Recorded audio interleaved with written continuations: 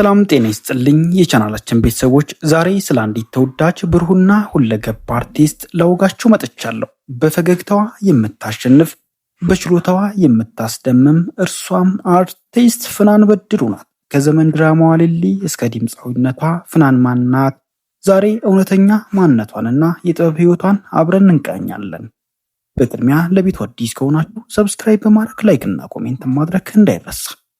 ፍናን ወደ ጥበብ ዓለም ስትመጣ እንደ ብዙዎች በአጋጣሚ ሳይሆን በዝግጅት ነው።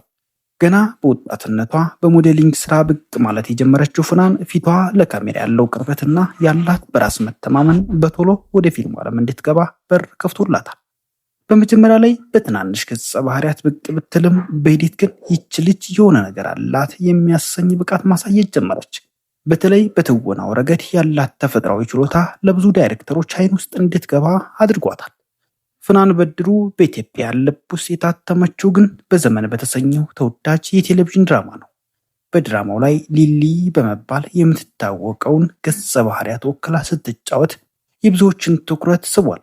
ሊሊ ለቤተሰቦቿ ያላት ፍቅር፣ ያሳለፈችው ፈተናና የገጸ ባህሪው ጥንካሬ በከፍተኛ አሳማኝ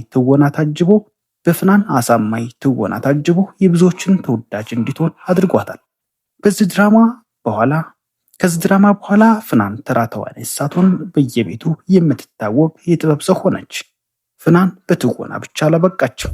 ያምራል በተሰኘው ነጠላ ዜማዋን ስታወጣ ብዙዎች ተገርመው ነበር። ድምጿ ለስላሳና የሚማርክ መሆኑ ለኪነ ጥበብ ያላት ዘርፈ ብዙ ተሰጥኦን አሳይቷል። ከሙዚቃው ባሻገር በማህበራዊ ሚዲያ ያላት ተጽዕኖ ከፍተኛ ነው። የምታጋራቸው ፎቶዎች፣ ፋሽን ላይ ያላት እይታና ከደጋፊዎቿ ጋር ያላት የቀረበ ግንኙነት በኢንስታግራም እና በሌሎች መድረኮች ላይ በሚሊዮን የሚቆጠር ተከታዮችን እንድታፈራ ረድቷታል።